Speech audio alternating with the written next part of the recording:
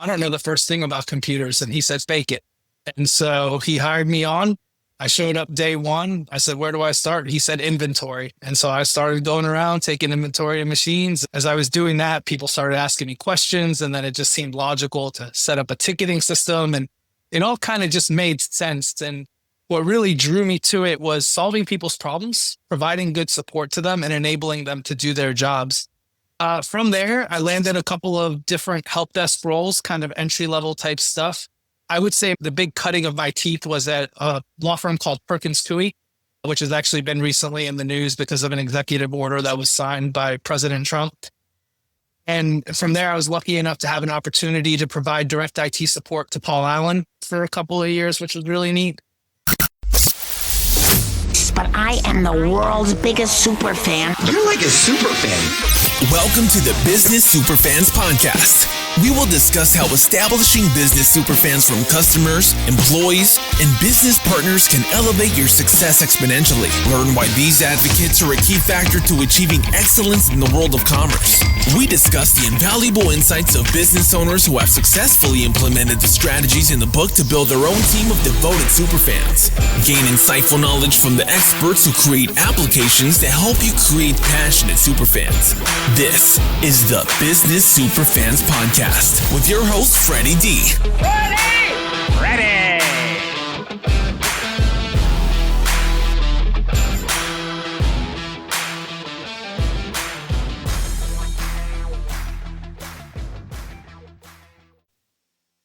Hey, Superfans, superstar, Freddie D here.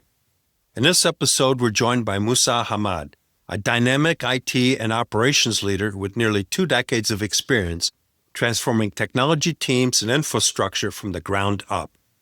Mousa's journey began on a help desk and has grown into a career managing large IT operations, multi-million-dollar procurement initiatives, and digital transformation projects across the globe. With a deep background in enterprise technology and SaaS, Mousa is known not just for his technical acumen, but for his people-first leadership style. He's built procurement departments from scratch, unified complex IT functions, and mentored high-performing teams to success. Here's a fun fact. For a time, he served as Paul Allen's personal IT professional, giving him a front-row seat to the intersection of elite tech and visionary leadership. Mousa brings a unique perspective that blends strategic vision with hands-on experience, making complex challenges approachable for both tech professionals and business leaders alike. Get ready for a conversation packed with actionable insights on cost management, IT strategy, and the human side of innovation. Let's dive in. Welcome, Mousa, to the Business Superfans podcast. Glad to be here. Appreciate the time. Yeah, we're excited. So tell us a little bit about your backstory. You've been in the IT world for a long time, but how did you get there? What's the story? Yeah, absolutely. It's one I love to tell. Went to college for government international politics and only chose that major because it was natural and easy for me. School was not a great fit. I ended up not finishing and did a little bit of work in various areas, got hooked up with some temp agencies. It turned out I could type really fast. I didn't know that was a marketable skill until somebody told me. Bounced around a little bit, moved to Memphis, Tennessee with a woman I was dating and couldn't quite find a job or the thing I wanted to do. But I was really adept at fixing her dad's computer. I didn't have the heart to tell him I would just Google things and figure it out, but that's what I would do. One day out of the blue, he comes and he says to me, hey, he was a CFO at an automotive group that had a couple Cadillac and Saab dealerships. He said, hey, we need an IT guy. I remember this conversation like it was yesterday because it changed my life. I said to him, I don't know the first thing about computers. And he said, fake it. And so he hired me on. I showed up day one. I said, where do I start? He said, inventory. And so I started going around taking inventory of machines. As I was doing that, people started asking me questions. And then it just seemed logical to set up a ticketing system. And it all kind of just made sense. And what really drew me to it was solving people's problems, providing good support to them, and enabling them to do their jobs. From there, I landed a couple of different help desk roles, kind of entry-level type stuff. I would say the big cutting of my teeth was at a law firm called Perkins Coie, which has actually been recently in the news because of an executive order that was signed by President Trump. And from there, I was lucky enough to have an opportunity to provide direct IT support to Paul Allen for a couple of years, which was really neat. But supporting high net worth individuals can be a little taxing and exhausting from a travel perspective.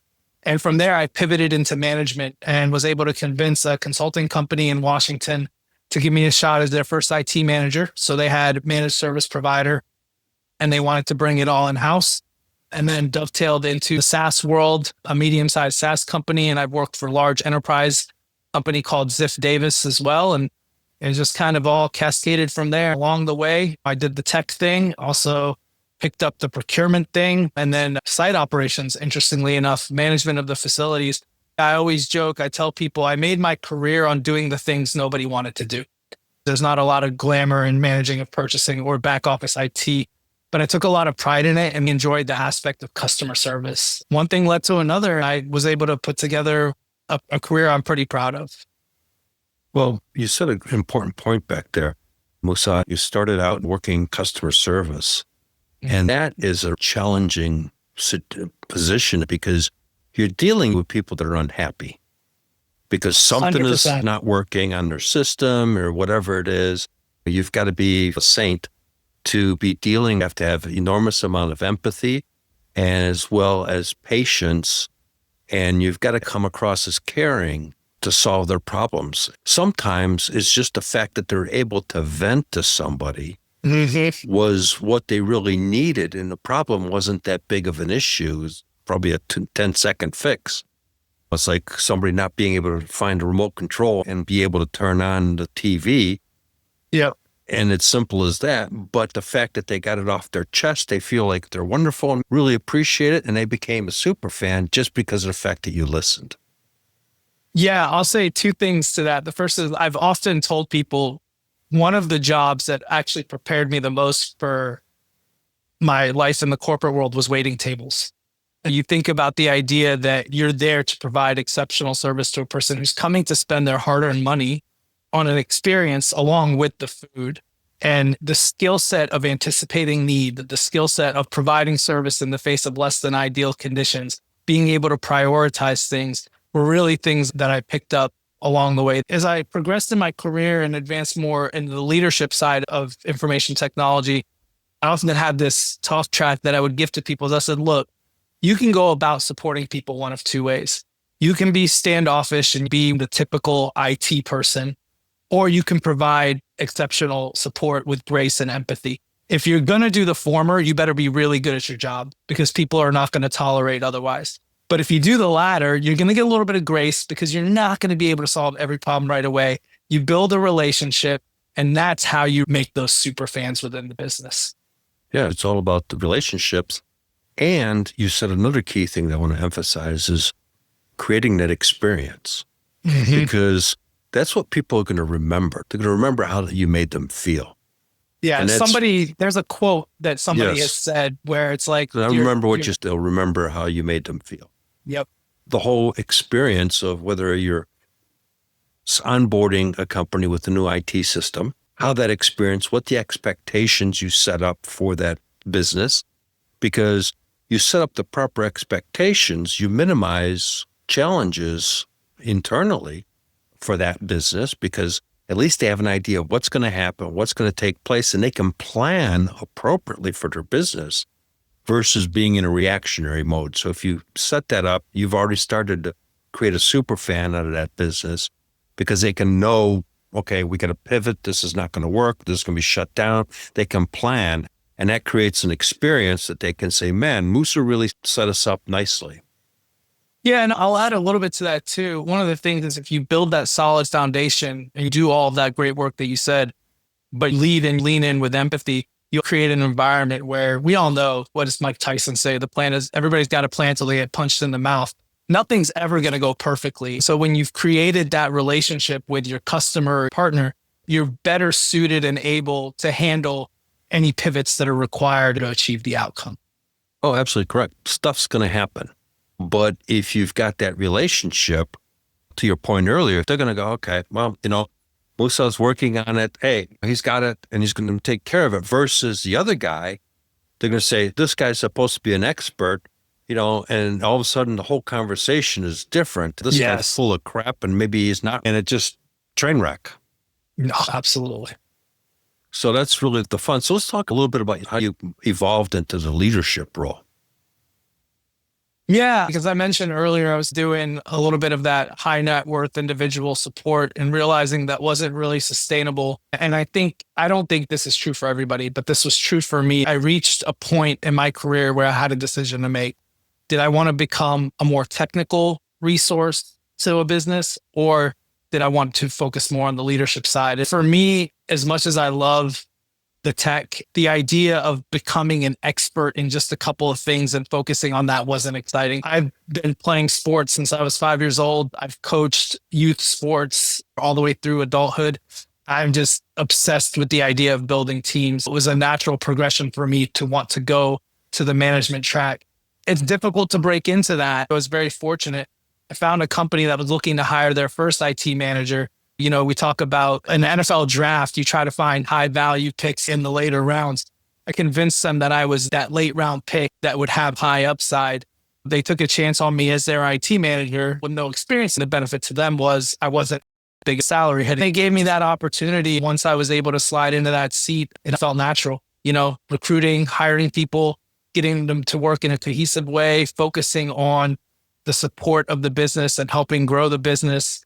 One of the biggest things that served me well in leadership was advice my mom gave me when I became a supervisor at a bagel shop when I was 15. My mother was a restaurant manager her whole career, and she said, don't ever ask your people to do something they haven't seen you do. When taking that and leaning into the building of teams, it just kind of all felt really natural for me, and I've always enjoyed it. Yeah, that's where good leadership comes in, because you've got to be able to get in the trenches with the team. I've been in leadership roles for a while. In the last opportunity I was involved with, I really helped get some of the people transformed because I was in there doing the things that they needed. It was teaching them by doing it with them. That was the approach I used to help several individuals learn a process and set up an SOP for them, but I did it with them. So we created it together, the SOP, for the task that we were looking for. So we both had ownership in it. It wasn't me directing it. This is the way you're doing it. Yes. We created it together. They had complete ownership. One of the things that I've learned is that's one of the game changers in management, to get ownership of the team. Ownership of the team. Part of the way you do that is by giving them ownership of the outcome they're trying to drive. You're centered around the idea of building superfans. The importance for any business is that often overlooked function, those folks in the back office doing IT work. If you drive them and get good engagement and satisfaction, that's infectious to the rest of the business. It drives a good outcome. It does start with leading from the front. I'm a big believer in that. So what you said resonated in terms of being alongside them and building those processes and things. Because you're doing it together. It's very different if you tell somebody to do something versus saying, let's work on this thing together. And then at some point, let them continue running with it. That's where a transfer of ownership takes place. When you empower people, successful businesses understand this. They know how to empower their people. Unsuccessful businesses have more of a directive, boss, employee mindset, and that never ends well. No, it doesn't. I think a lot of people miss an opportunity where there's those types of folks that lean into the idea of being directive leaders. I've found that you can still direct, but it's a lot more effective when you ask questions, when you ask well-positioned and well-timed questions. And hopefully you've built a type of team where those types of questions aren't off-putting. It's like, oh, this is something I didn't consider. This is something I didn't think about. And it drives a different type of conversation. Absolutely. And gets away from just dictating orders, which nobody wants to work in that environment. No, and now you've created a camaraderie in this, because now it's more of a brainstorming session, even though it's a leadership approach, but it becomes a brainstorming session and everybody walks away like, wow, that was great. We got this thing figured out and everybody's happy. Yeah. So let's pivot a little bit here, Mousa, and share a story of someone that had an IT situation and you came in and turned that thing around. Well, I think I would have to go back. I always say I either like to build or rebuild teams. Probably one of the ones I'm most proud of was the first one. at the consultancy where there was no IT infrastructure. You come in, there's no staff. They'd hired one other individual to work alongside me.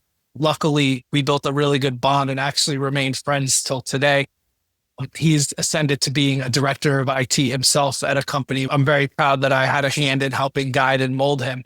I think that was it. The expectations of that business of the tech support they received was very low. There was no real formalized process. You were lucky to get feedback and a response within a few days on any issues. The networks were spotty. All these things that you don't want out of your IT infrastructure, but they don't enable your people to do their job, which drives revenue for the business. What we did was we chopped wood. We said, what's the first thing we got to do? Well, the plumbing's broken. So let's get reliable Wi-Fi. Let's get reliable ISPs. Let's get that rolling. Once you focus on that, okay, that's great.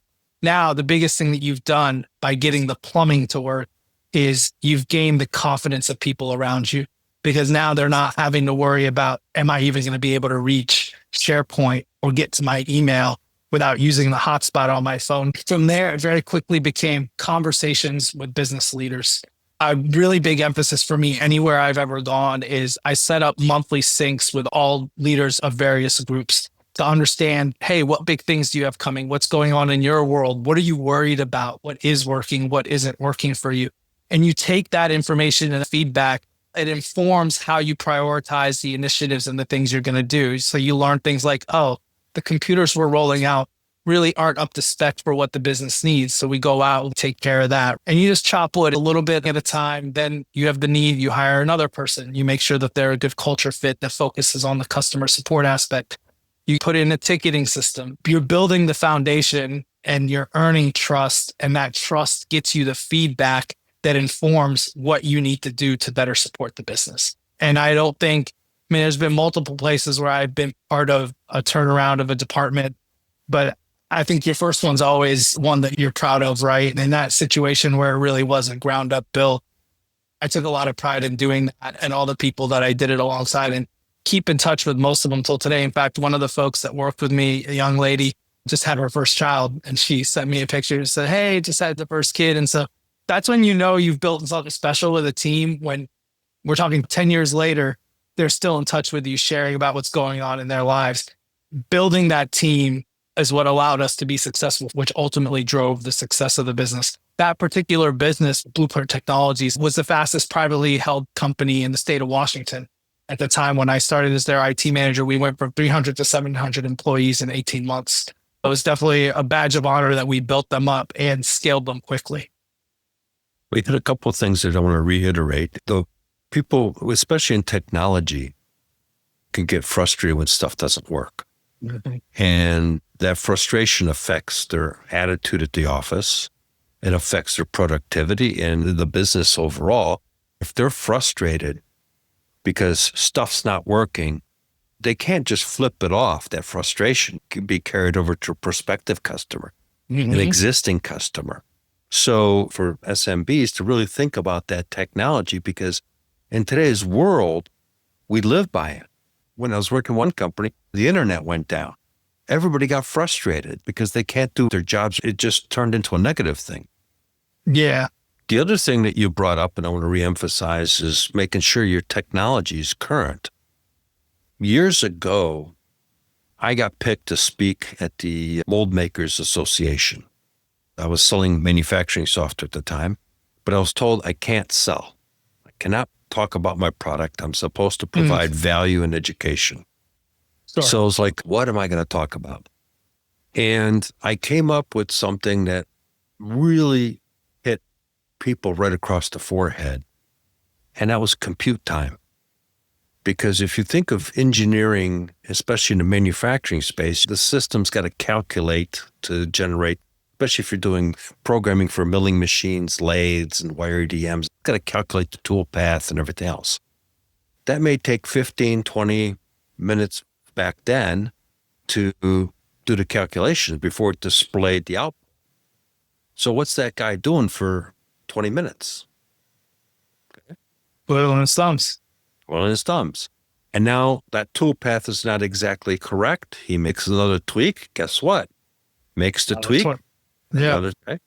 Just keeping it simple, you calculate 2 hours a day times loss.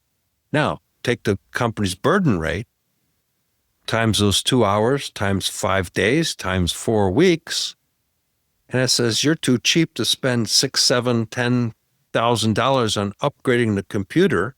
You're spending that so you get faster productivity, so your guy's not sitting there twiddling his thumbs for 2 hours a day. He never looked at it from that perspective. Right. You could see the blank looks on their face, and then everybody's kind of going, wow, that makes sense. People came up to me and started asking me questions after the presentation, but I went through a whole presentation of think time. That person's thinking, so he's not being productive because he's being productive, but he's thinking. And to the point that you were making, and that's where I was going with, making sure you're running the most efficient and technology so you're maximizing your throughput is everything in today's world. It is. And so many businesses try to thread that needle. Years ago, one of the jobs I had, he was at a law firm, and I developed a really good relationship with many of the partners. One of them always cracked me up because he'd see me in the hallway, he'd go, hey, overhead, what's up? So many businesses think of the back office IT function, and it is overhead. Let's not get it twisted. But if that is not operating well, you are losing money in the front of the house. Exactly what I just said. I think so many folks need it. I don't want to beat your audience over the head with it, but that investment. Because it's cheap money today, especially back then. We're talking tens of thousands of dollars. Today, you can go to Costco and pick up a new laptop under $1,000, but it's faster and does a multitude of other things. Yeah, and I think part of it is, I think there's a challenge with a lot of folks in technology that they've resigned themselves to accepting that the business is not going to be willing to spend. And so they're almost not willing to push their ownership or their CEOs in a way. And again, you hit the nail on the head. You can get a CEO to pay attention when you start talking about money out the door. So many folks in tech leadership and back office functions, if they were to focus on that, I think they would find that they would drive better outcome for their budgets, which would allow them to serve the business better. Let's not get it twisted. You have to spend money to make these things work, but there's a balance to how much you have to spend in order to be effective. You don't need to go out and get that $5,000 machine when an $1,800 one will get you 80% of the way and improve your ROI significantly. Yeah, and it's huge game changer because I worked with a construction company, and I mean, they had antique technology, and it was like, you're running on stuff that's so yesteryear, and you're struggling and wondering why you're not gaining. In Arizona, there's $159 billion worth of commercial construction. You're getting 0.0000000.1% of that. Right. And if you implemented some better technology, some better follow-up systems, you could, just a small increase would be significant to your business. Right. Yeah. Yeah. But getting folks to make that investment and understand that, I think that's what's incumbent on us as leaders of those functions, which are often overlooked in terms of the value they add to the business. We have to find a way, tell a story to our ownership groups and to our CEOs that meets them where they are. One of the things that I learned early on is my problem is not the most important problem to the business. Even if I go to them and say, I need these 2 firewalls that are $10,000, and if we get them, it'll solve our bandwidth problem. All they've heard is that I need $10,000. I've got to tell them why I need that $10,000 and why it drives value to their bottom line to get them to come along. So I think when you talk about technology leaders and folks that lead those back office functions, we have to become better storytellers. We have to be able to meet our audience where they are to drive the outcome that we're seeking. Well, I'm going to make it real simple. CEOs after 3 things. What's it cost me? Yep. What's it do for me? And how fast am I going to make my money back and make a profit? That's right. No more than 100%. that. There's no more than that. And I read this article and it talked about when you're trying to ingrain something into someone, 3 things is the sweet spot. You do more than that, you've overloaded them with information. You do less than that, you haven't given them enough. You went to the 3 things and you hit those 3 things well, you should be able to drive the result that you want. Absolutely. I mean, that's how I used to sell. I got out of the technical aspect because that's not what they're interested in. There are 3, 4 other software tools in the same space. They all do the job. My conversation wasn't about how well we can do this and flip that. It'd be, where's the business strategy? Where you want to go? This is what it's going to do for you. This is investment, and this is how fast you're going to make your money back. We had that type of a conversation, and I blew away all the competition because they were busy talking about features and benefits. I'm talking business strategy. Yeah, that's storytelling. And I think you're able to do that when you came into those discovery calls and the conversations. You asked a lot of questions. You learned quite a bit. And I think that's one of the things I would impart to your audience, those folks in that SMB space, that when they're going out to purchase, look for the people that are seeking to learn about you and your business, because they're going to empower you to then go back and sell internally. And think you would have been the type of partner that I would have gravitated to. The folks that are just talking this feature and that feature, to your point, they're going to miss out eventually. And, what you're doing too, is you're creating that super fan internally that you partnered with to start talking and learning about that business. They're the ones that's going to be promoting you internally to the upper management. One of the things I used to do, which was a lot of fun, is I would do a whole ROI. And I'd sit down with the engineering manager or the manufacturing manager, and we would put together the ROI. Whose ROI? Was it mine or was it theirs? Well, it was theirs, Freddie, but I will say one thing. I don't know that anybody's ever described building an ROI as fun. So you're definitely a unique animal in that way, but it certainly was the ROI for the business for sure. Right. They owned it. So you were providing a service in that way. Because now I gave the tools to my inside superfan, wanted the technology. Mm-hmm. They had the tools. When they presented it, it wasn't diluted where I created it, transferred it to them, and then they tried to explain it to management. It was theirs. Yeah, that's really good. And I think when we talk about those technology leaders and back office leaders, you start by building super fans within the team, and they become an asset to you and to the business. But it's also important to build super fans with those vendors and those relationships that you're trying to build. They give you the tools to enable what the business does. And I think if you do those two things, the third domino is your customer base. And when I talk about customer base, I'm talking about internal employees to a business, because as an IT leader, that's who I'm serving. If I serve them well, then the fourth domino is we go out and get customers that use our product. That's where the CEO gets met and says, oh, this is why Mousa wants to go buy these 2 firewalls, right? To circle it back to that example. Oh, yeah, absolutely correct. And really, it takes the whole ecosystem to be involved. You need to transform that whole ecosystem, what I call business superfans, brand advocates, superfans, schoolers. Now you got a supplier, you're in a bind, you've got a good relationship with the supplier, they're going to go out of their way to help you through that bind. If you've always been complaining to that supplier about why this delivery is late and that didn't show up and this was the wrong part, this stuff happens, right? Yes. But you handle it with finesse and say, hey, John, I appreciate the ship, but it's the wrong part. I'm still really grateful for your effort to get it out here. Can you get us the next one tomorrow and we'll be fine? You didn't chastise them. Can't beat them over the head for a mistake. Yeah. And so they're going to go out of their way because you handled it eloquent to make sure it's taken care of. And then in the future, they're going to remember you. 2 other companies are looking for a particular part. Who's going to get favored? 100%.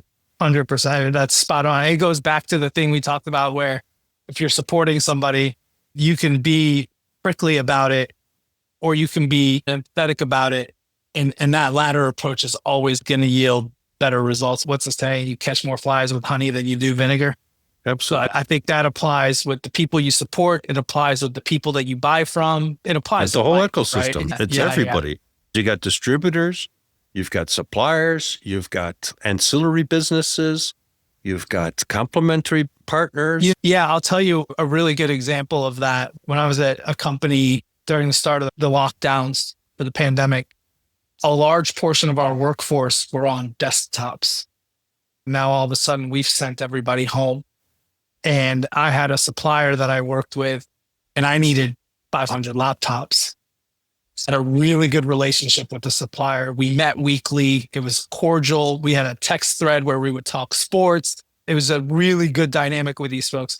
Well, guess who got 500 computers pretty quick, right? And then you look like a superhero because you've made super fans of your supplier who then are going to put you at the top of the list when you need those 500 laptops when everybody in the world literally is Needs a laptop. scrambling for the same thing. It's a really good example. Yeah, it goes back. People do business with people that they like and trust. Mm-hmm. Mm-hmm. And, one of my sayings in my book, Creating Business Superfans, is people will crawl through broken glass for appreciation and recognition. Yeah, that's very true. As long as you give it to them in a right and meaningful way.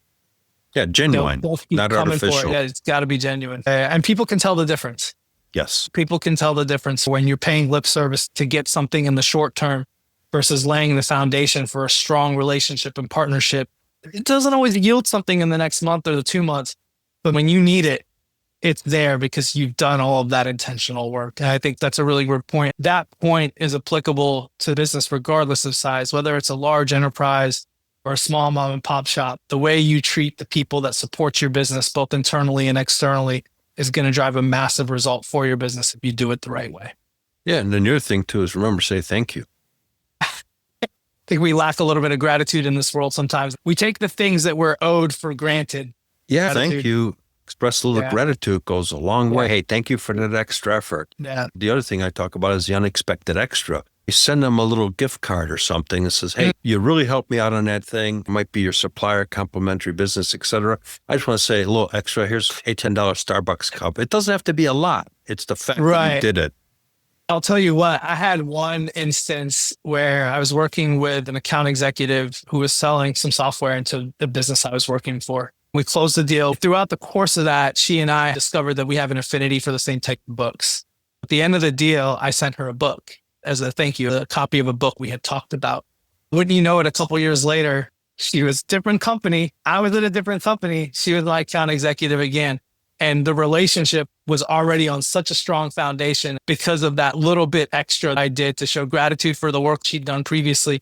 And when you can take the opportunity to make it even a more personal touch, that goes such a long way for people. They remember that stuff. They really do. But they'll remember the gift card too. I think when they get the unexpected next level of gratitude, it makes you memorable. And when you're memorable and you come across somebody again, you're going to get their best effort. Absolutely correct. Yeah. Mousa, it's been a great conversation. You and I could talk on this for several hours. Definitely. It's flown by. I didn't realize how long we've already been going. Yeah, we've been going for a little bit. It's good conversation. 100%. Great. And how can people find you? Yeah, absolutely. So for now, I'm on LinkedIn, specifically and exclusively Mousa Hamad. The name's going to be up on the title of the podcast. Yeah, well, show notes as well. Perfect. And, feel free to reach out if you've got business problems you want to chat about, if you're trying to get some cohesion with your leadership team, whatever. I think one of the biggest things that I love is solving problems and helping people think about problems in a different way. I always welcome a good conversation and a good connection. Yeah, you can find me on LinkedIn for now, and I look forward to hearing from some members of your audience. And then you're starting off with your own consulting business, right? I am, and just really focused on that business process, business procedure, kind of leadership cohesion and things like that. And so shortly here to follow. To be honest with you, I didn't expect as much traction on podcasts this quickly as I was doing my reach outs. So the site is going to be forthcoming here soon, but in the interim, you can find me on LinkedIn. Great. Asad, thank you very much for your time. We definitely look to having you on the show down the road. Thank you so much, Freddie. It's been a pleasure. Hey, Superfans, Superstar. Freddie D here. Before we wrap, here's your 3A playbook power move to attract ideal clients, turn them into advocates, and accelerate your business success. Here's a top insight from today's episode. You don't earn trust with technology. You earn it by showing up with empathy, fixing the unglamorous problems, and serving your people like they matter. So here's your business growth action step. Schedule one conversation this week with the frontline employee and ask them, what's slowing you down and how can we fix it together? If today's conversation sparked an idea for you, or if you know of a fellow business leader who could benefit, share it with them and grab the full breakdown in the show notes. Let's accelerate together and start creating business superfans who champion your brand. We hope you took away some useful knowledge from today's episode of the Business Superfans podcast. The path to success relies on taking action. So go over to businesssuperfans.com and get your hands on the book if you haven't already. Join the Accelerator community and take that first step in generating a team of passionate supporters for your business. Join us on the next episode as we continue guiding you on your journey to achieve flourishing success in business.